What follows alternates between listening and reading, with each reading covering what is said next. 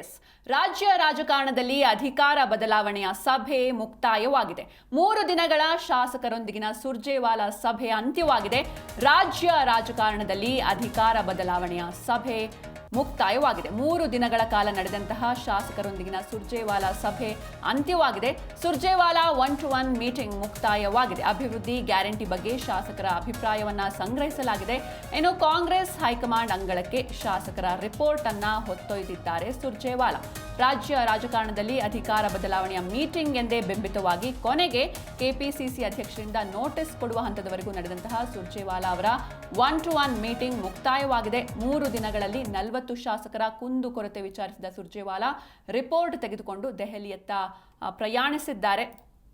ಇನ್ನು ಪಕ್ಷ ಸಂಘಟನೆ ಮತ್ತು ಕ್ಷೇತ್ರದ ಅಭಿವೃದ್ಧಿಗೆ ಸಂಬಂಧಿಸಿದಂತೆ 3 ದಿನಗಳಿಂದ ಬೆಂಗಳೂರು ಮತ್ತು ಮೈಸೂರು ವಿಭಾಗದ 40 ಶಾಸಕರಿಂದ ಅಭಿಪ್ರಾಯವನ್ನ ಸಂಗ್ರಹಿಸಿದ್ದಾರೆ. ರಾಜ್ಯ ಕಾಂಗ್ರೆಸ್ ಉಸ್ತುವಾರಿ ರಣದೀಪ್ ಸಿಂಗ್ ಸುರ್ಜೇವಾಲಾ ಇವರು ಬುಧವಾರ ಮತ್ತೆ ದೆಹಲಿಗೆ ವಾಪಸ್ಸಾದ್ರು.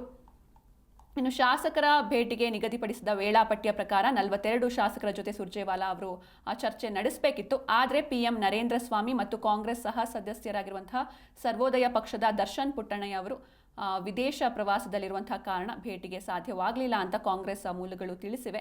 ಶಾಸಕರಾದ Ganesh Hukkeri, Nayana Motamma, KM Shivalingegowda, GH Srinivas, KS Anand, AS Ponnanna, Kadaluru Uday ಮುಂತಾದವರ ಜೊತೆ ಸುರ್ಜೇವಾಲಾ ಅವರು ಬುಧವಾರ ಪ್ರತ್ಯೇಕವಾಗಿ ಚರ್ಚೆಯನ್ನು ಕೂಡ ನಡೆಸಿದ್ದಾರೆ. ಇನ್ನು ಈ ಕಾಂಗ್ರೆಸ್ನಲ್ಲಿ ನಡೆದಂತಹ ಈ ಅಸಮಾಧಾನದ ಬೆಂಕಿಯ ಶಮನಕ್ಕಾಗಿ ಸುರ್ಜೇವಾಲಾ ಬೆಂಗಳೂರಿಗೆ ಆಗಮಿಸಿದ್ರು. ಎಐಸಿಸಿ ಅಧ್ಯಕ್ಷ ಮಲ್ಲಿಕಾರ್ಜುನ್ ಖರ್ಗೆ ಅವರು ಸೂಚನೆಯನ್ನ ನೀಡಿದ್ರು. ಯಾಕಂದ್ರೆ ಕಾಂಗ್ರೆಸ್ನಲ್ಲಿ ತಮ್ಮ ಪಕ್ಷದವರೇ ತಮ್ಮ ಪಕ್ಷದ ವಿರುದ್ಧವಾಗಿ ಆರೋಪವನ್ನ ಕೂಡ ಮಾಡ್ತಾ ಇದ್ರು. BR ಪಾಟೀಲ್ ಅವರ ಆಡಿಯೋ ವೈರಲ್ ಆದ ಬಳಿಕ ಸಾಕಷ್ಟು ಆರೋಪಗಳು ಕಾಂಗ್ರೆಸ್ ಸರ್ಕಾರದ ವಿರುದ್ಧ ಕೇಳಿ ಬಂದಿತ್ತು, ಅದು ಕೂಡ ತಮ್ಮ ಪಕ್ಷದವರಿಂದ. ಹೀಗಾಗಿ ಈ ಒಂದು ಆರೋಪದ ಅಥವಾ ಈ ಅಸಮಾಧಾನದ ಶಮನಕ್ಕಾಗಿ ಎಐಸಿಸಿ ಅಧ್ಯಕ್ಷ ಮಲ್ಲಿಕಾರ್ಜುನ್ ಖರ್ಗೆ ಅವರು ಸುರ್ಜೇವಾಲಾ ಅವರಿಗೆ ಒಂದು ಸೂಚನೆಯನ್ನ ನೀಡ್ತಾರೆ. ಬೆಂಗಳೂರಿಗೆ ಹೋಗಿ ಅಲ್ಲಿ ಇರುವಂತಹ ಶಾಸಕರ ಜೊತೆ ಮೀಟಿಂಗ್ ಅನ್ನು ನಡೆಸಿ ಆ ಒಂದು ಅಸಮಾಧಾನವನ್ನ ಶಮನ ಮಾಡಿ ಎನ್ನುವಂತಹ ಸೂಚನೆಯ ಮೇರೆಗೆ ಬೆಂಗಳೂರಿಗೆ ಸುರ್ಜೇವಾಲಾ ಆಗಮಿಸಿದ್ರು. ಈಗ ಶಾಸಕರ ರಿಪೋರ್ಟ್ ಕಾರ್ಡ್ ತೆಗೆದುಕೊಂಡು ಸುರ್ಜೇವಾಲಾ ದೆಹಲಿಯತ್ತ ಪ್ರಯಾಣಿಸಿದ್ದಾರೆ.